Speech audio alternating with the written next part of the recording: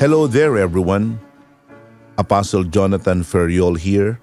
First of all, I would like to thank you for joining me in this devotional study about the death, suffering, and resurrection of Jesus. I appreciate your company. My goal is to make you see these pivotal events in the life of Jesus in a deeper and richer perspective. I hope that you will be excited as I am as we plunge deeper into this momentous chapter of our Savior's life.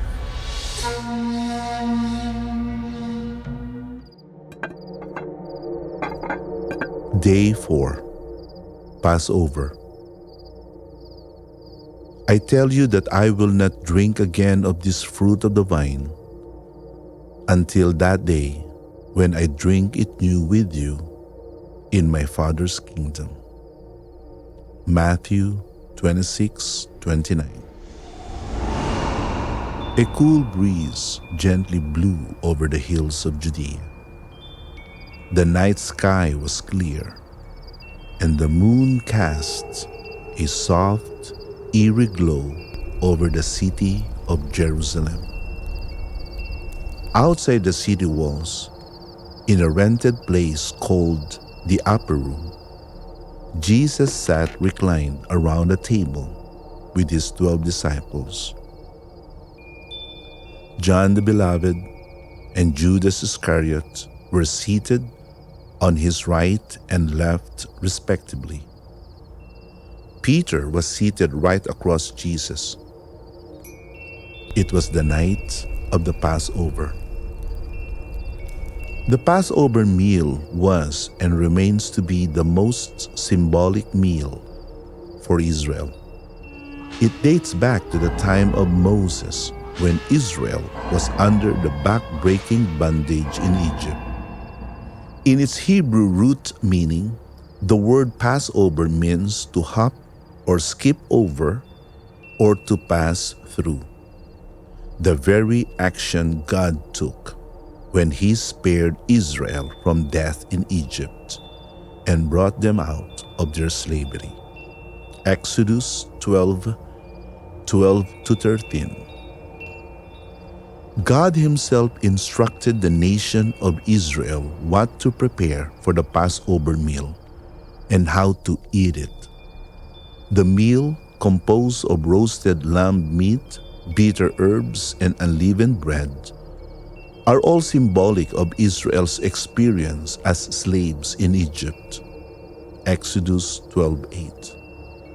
Unlike other meals, the Passover was also meant to be eaten in haste, with their belt fastened, sandals on their feet, and staff on their hand. Exodus 12:11.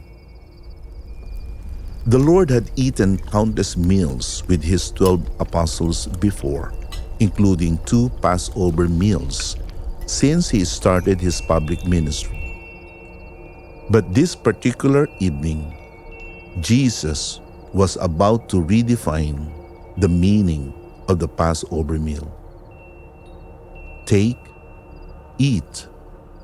This is my body," said Jesus, as he broke a piece of the unleavened bread, dipped in a traditional fish sauce called garum.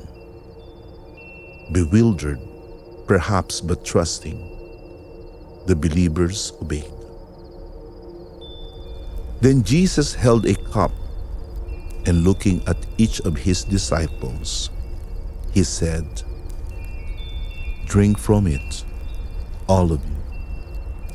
For this is the blood of the covenant, which is poured out for the many for the forgiveness of sins." Gingerly, each of the disciples took their individual clay cups, filled with wine, and drank. That night, the bread and the wine took on a whole new and richer meaning. It became no longer a mere carcass of an imperfect animal. It became the very symbol of the very body of the Son of God incarnate. From being a mere product of fermentation process, the wine became the very symbol of the Lord's sinless blood. The Passover became no longer a mere nostalgic memorial of the historical past, but a worshipful anticipation of a glorious reunion with Jesus himself. Matthew 26:26-29. Someday, our Passover is not going to be in some obscure location on earth, but it's going to be held in our Father's house in heaven.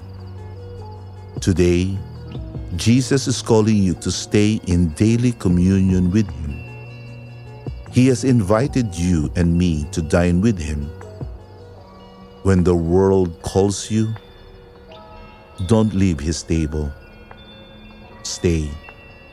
You and I are meant to be with Him today, tomorrow, and forever.